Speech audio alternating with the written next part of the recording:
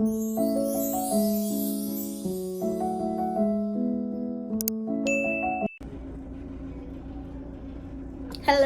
good morning.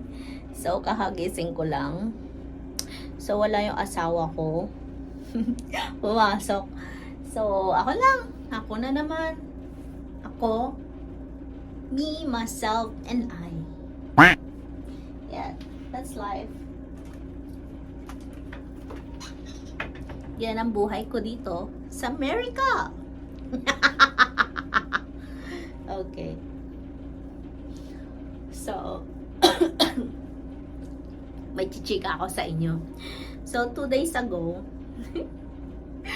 yeah, it's 2 days ago, sinurprise ako ng asawa ko. Mamaya papakita ko sa inyo dito sa video. Sinurprise niya ako yung dream camera ko para sa vlogging, para sa inyo. So, ayun. Matagal ko na siyang, nire-review, nagre-research about dito sa kamerang ito. And then, ayun, siguro may buwan din may months din na nire-research ko tong kamerang ito. And then, sabi ko nga, kinukwento ko sa asawa ko na nag-i-improve na yung TikTok ko, nagkakaroon na ako ng sales sa mga product ng mga pinopost ko. Tapos YouTube, yung mga dito sa YouTube, nag-i-increase na yung followers ko.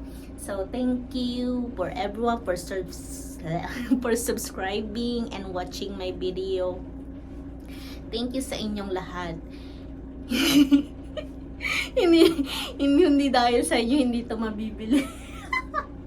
Yeah, hindi mabibili to hindi dahil sa inyo. So, ayun. So, ewan ko, nagre-research lang ako, and then siguro one time na kwento ko sa asawa ko na gusto ko ng bagong camera for vlogging, pero hindi ko naman sinasabi na bilhin kasi nga syempre may mas kailangan pang unahin kaysa dyan. Kasi itong phone na ito na ginagamit ko for almost, I bought this phone, this one is iPhone 13 Pro Max, 1 tera fully paid. Way back 2022 nabili ko siya. So 22, 23, 24, 25, 26. So, 5 years na siya sa akin. Pero okay naman. Okay yung quality. Okay lahat. Gusto ko yan. Kaya hindi ako nag-upgrade talaga. Kasi gusto ko yung quality. Yun. Kinilig yun. So, gusto ko lang talaga yung quality. Kaya hindi ako nag-upgrade. Kaya sabi ko, okay lang. Okay lang din naman. Kasi dito rin ako nag-i-edit. Minsan sa computer, do sa laptop ko, doon din ako nag-i-edit. Pero mas doable, mas mas madaling gamitin kasi andyan na lahat, andyan na yung video, i-edit mo na lang through apps. So parang handy niya. Sabi ko okay lang, sabi ko kapag nagkatrabaho na lang ako, doon na lang ako bibili. Nakaipon, ayan, doon na lang ako bibili ng mas magandang camera. Yun, para naman may achievements. Kasi mas maganda naman kung pinaghihirapan, 'di ba? Pinaghihirapan yung isang bagay. So, ayun. Kinikilig pa rin ako hanggang ngayon. So, ngayong araw, ang gagawin natin ngayon is actually in-unbox ko na siya nung dumating. Oo nga pala, ikukwento ko kung paano niya ako sinurprise.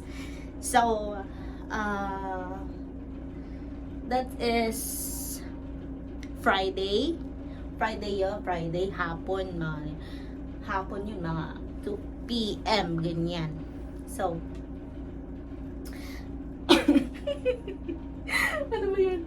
So, 2 p.m. Sabi niya, halika punta tayo kay grandma. Sabi ko, umuulan, kasi umuulan that time. Huwag na, sabi ko, ito naman kasing next shift niya, vacation na siya. Kasi nga, uwi na kami ng Pilipinas. So, ayun. So, ayun nga, pumunta kami. Sabi ko, wag na, kasi nga bakasyon mo naman next shift na, 'di ba? So, muulan, wag na tayong pumunta. Next shift mo na lang tayo pumunta. Next shift mo na lang tayo pumunta para hindi na, kasi umuulan ng hassle, 'di ba? So, sabi niya, ayaw, parang kinukonsider niya consider niya pa ako na bakit tayo bumalik na si Grandma. Halika pasyal tayo sa kanila. Yun lang naman sinabi niya. Siyempre gusto kong makita si Lola. Siyempre, kaya dumalaw na kami. So, ayun. Siyempre, umuulan, diba? Ang hassle, mag-drive. So, ayun na nga. Andun kami nakarating na kami kay Grandma. And then, hindi ko na kasi na-video. Kasi nga, talagang hindi ko naman talaga inaasahan na ganun yung mangyayari. Ano ba tong map na to? Map to. Ayan, yun na siya. Tapos, yun na nga. Tapos may kinukuha siyang box. Ang laking box. Basta malaking box. Ano yan? Sabi ko sa kanya. Ano yan?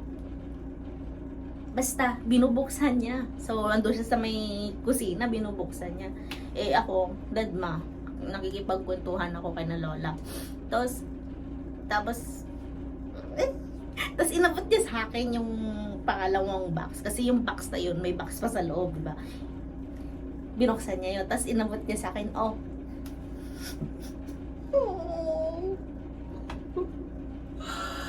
So, ayun na nga. What? Siyempre nagulat ang auntie niyo. Alam, bakit mo binigyan ng ganito? Diba sabi ko sa inyo, wag mo nang bibilin? Diba sabi ko sa kanya, wag siyang bibili kasi nga, gastos. Tapos, syempre, gusto ko nga yung maipon ako, may trabaho ako. Gusto ko yung paghirapan ko, yung galing sa akin. Ganun ba? So, inabot na sa akin. Ano ba yun? Teary-eyed. So, ayun nga. Inabot niya sa akin. Hala. Sabi ko, okay lang naman kahit wala. Okay lang naman kahit itong phone. Keme. Syempre, gusto ko syempre deep inside. Ano mo yun? Nakaka-proud. I mean, nakikita ng asawa mo yung achievement mo. Hindi pa nga actually achievement, talagang achievement. So, malit na achievement lang yun. Malit lang na achievement ba? So, ayun, naano ko lang na sobrang alam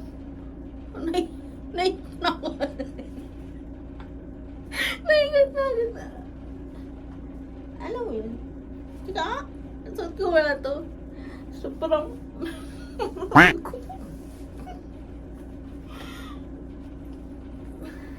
sobrang special ko sa asawa ko.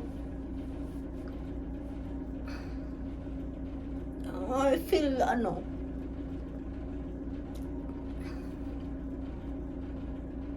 napaka-grateful ko sa lahat.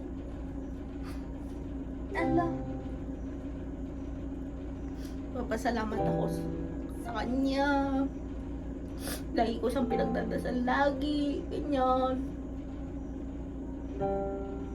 Sa trabaho.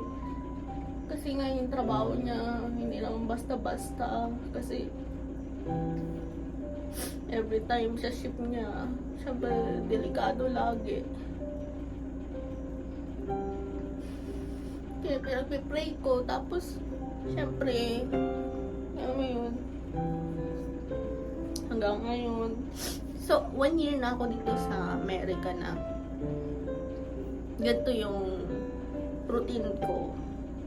Syempre, kahit andito naman yung mother and sister ko, kaso nga lang nasa Cali. Syempre, malayo din.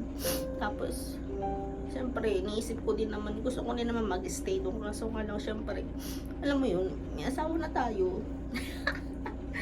Siyempre, doon tayo sa asawa natin. Tapos, siyempre, iniisip ko din yung pamasahe ko. Tsaka, lagi ko din naman nakakausap yung mother ko through messenger. So, okay lang. Kaya, mas okay ako dito. Mas okay naman ako dito. Safe naman ako. Ngayon, parang, alam mo, nagsisik in lahat na ganit, ano ba tawag dito? Sa tagal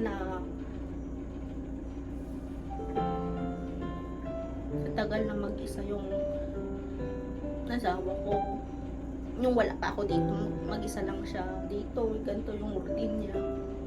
Bahay, apartment, apartment, trabaho, tapos siya lang mag-isa, so siya lahat gawain dito. Actually, alam nyo guys, napakakuripot niya. I mean, para sa kanya, sa sarili niya, hindi niya, hindi siya bumibili ng hindi naman niya kailangan. Kumbaga, yung mas kailangan niya, binibili niya yung food, syempre, yung mga bills, ganyan. Akala ko nga dati na pag nandito sa US, mayaman yung tao. Ganito. Hindi pala. Siguro pag umuwi ka ng Pilipinas, ayan, mayaman ka. Pero, yung mga tao dito na ano ko, na-appreciate ko, okay. Magaling lang talaga silang mag-budget. Siyempre, alam niyo yung bills. Itong apartment namin, umaabot ng $1,200. Magkano yan sa peso? Diba? Parang 50,000 at something. Iba pa yung kuryente namin, tapos yung foods. Tapos wala pa akong trabaho. Hindi kasi, kaya wala pa akong trabaho kasi gusto kong mag-aral dito. Gusto kong mag-aral. So, ngayon, uuwi nga kami ng Pilipinas para kumuha ng paperwork ko, requirements, para makapag-start ako makapag-aral. And then, yung short program lang. And then, after that, yun nga, magtatrabaho ako. Ang dami namin kasing kinoconsider kung bakit hindi pa ako nagtatrabaho kasi ang dami namin plan, so hindi ko muna i-broadcast here sa camera kung ano yung mga plano namin, basta ang daming plano, kaya hindi pa ako makapag-start agad kasi sabi niya okay lang naman kahit wala kang trabaho basta dito ka. Ayun, so tinutulungan ko sa lahat, sa chores, paggawaing bahay, ganyan. Tapos bibila niya pa ako ng camera. Kaya nagpapasalamat ako. Shout out to you. Na-appreciate niya ako. Yun. Mahal na mahal ko yung asawa ko.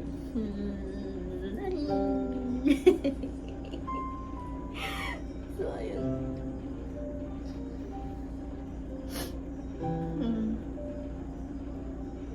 Ano pa ba?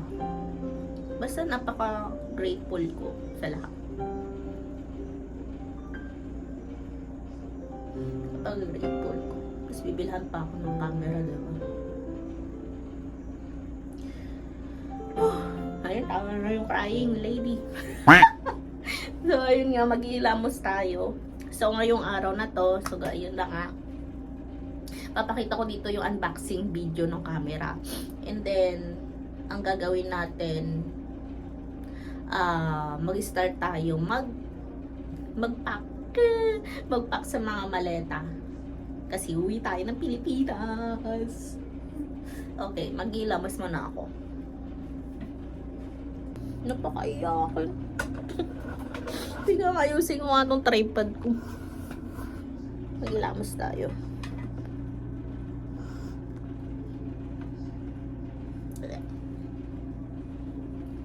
Tapos nga pala,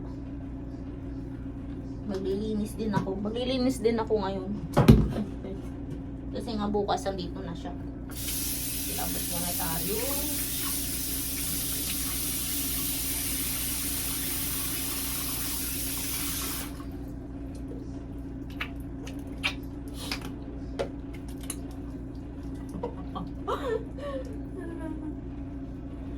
Excited na ako umuwi.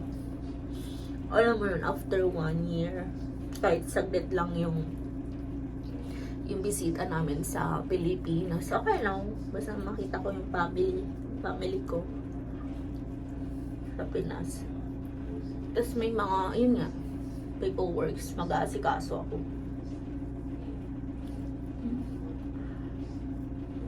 Parang 3 weeks lang kami. Wala pa atang 3 weeks eh.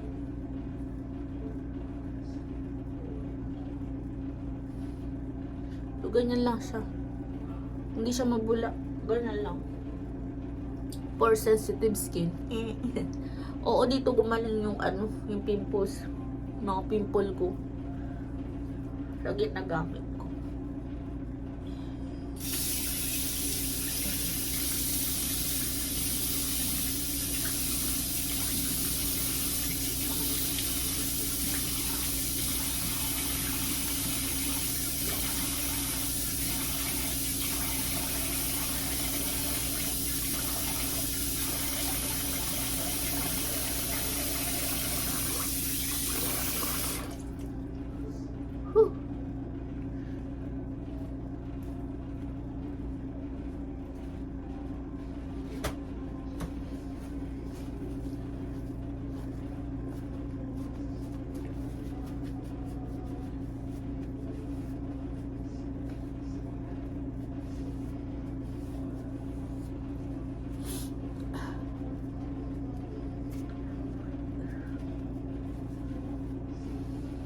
Ayun, nakapaghilamos na tayo.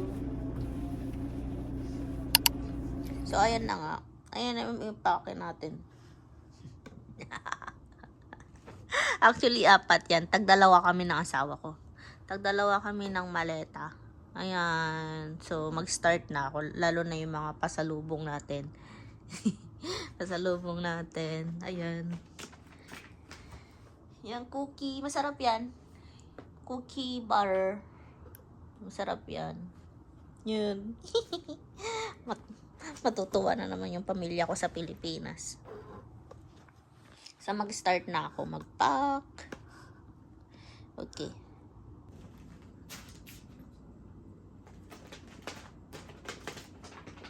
Ang dami. So, yung iba dito, dinisregate ko na para nilagay ko na sa mga ziplocs. Tulad ng ito. Yan. Puro chocolate. Tapos nilagay ko na sa ziplocs. Para pagdating doon, iabot ko na lang. Hindi na yung magkakalkal pa. Wala kanino ito. Yung ganun ba. So, nilagay ko na sa kanya-kanyang ziplocs. Ayan. Hindi na hassle pagdating doon. Makakalimutan ko yan for sure. So, nilagay ko na sa ziplock. Tapos, may marker na siya. May mga marker. Tapos ito, Trader's Joe bag. Check. So, meron sila, syempre. May navy blue, purple. Pakita ko sa inyo. Ito yung navy blue na kulay. Ayan. Ang cute, no? So, yung iba din. Hindi, mga talaga to, pasalubong. Kaya nakikita nyo marami. Pasalubong to. Ayan. Tapos may purple. Ayan, no? Purple. Ang cute ng purple. Pero parang mas bet ko tong navy blue. Cute. No? Cute.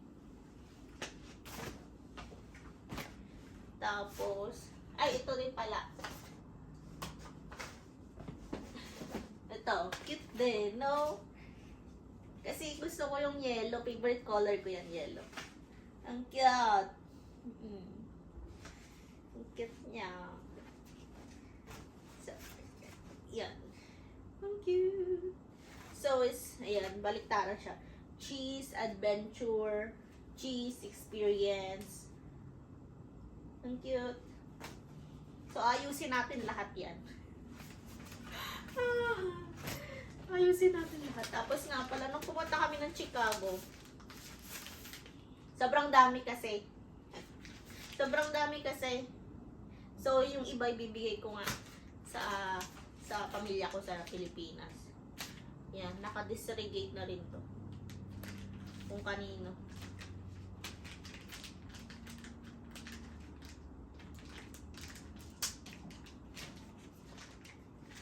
Ayan. Kung kanino-kanino. Ano pa ba? Tapos, itong mga damit na to, yung mga hindi nakasya sa asawa ko. So, yung iba, syempre kaysa naman itapon or i-donate dito, syempre, bigay na lang natin sa pamilya natin sa Pilipinas. So, ayan, sabi ko sa kanya, ipit niyo yung mga hindi kasya tapos dadalhin natin. Ayun. Halos lahat dito may mga brand talaga. Kaya sabi ko, sayang. Bibigay ko na lang sa mga pamangkin ko. Sayang, diba? Tapos may, yung iba nga pala dito, chocolate, dinagdagan ko yung mga yan. Ayan. Dinagdagan ko yan. Kasi halos dito, galing nga sa sister ko doon sa Cali. So, dinagdagan ko na lang para malaman, mapuno yung ziplock. Tapos ayan, puro mga kids, gusto nila yan, vitamins. Tapos yung gamot ng mother ko, yung mga, hindi pa naman expired yan, bibigay natin yan, sayang. Yan, Paki. Oh, may Zion pa pala, Zion bag, ganyan din yan. Tapos may ano dito, ano ba yun? May hindi nakasya yan, yung shoes, diba? Ang ganda na shoes, oh. Nike, shoes na pambata, pang baby, halo-halo yan. Bibigay natin yan kaysa itapon, diba? Ayan, diba? Tapos ito pala, kaya naka paper bag, sa ate ko yan. Sa isa kong ate, bibigay ko sa kanya yan pag nagpunta tayo doon. So, ayan. Ang dami. So, hindi ko alam paano mag-start. Teka. Ganun na nga. So, basta, ayan. Ayan. Okay.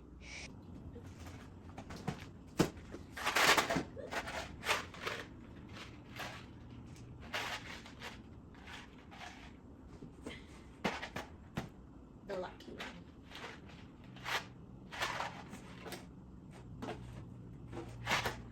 Wala, hindi ko alam saan ko siya ilalagay. Ang hirap. Pero masaya. Mahirap pero masaya. Ito yan. Ito. Ito pala yung pambalot ko. So, kailangan ko labas yan.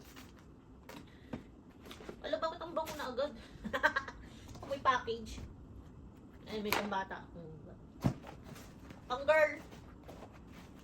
So, ayan. Yung pang girl. Tapos, itong mga bag dito na lang yan. Ayan.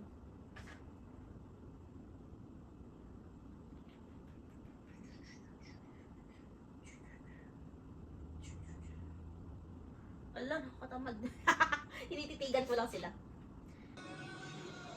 So, ayan. Natapos na natin yung dalawang luggage natin.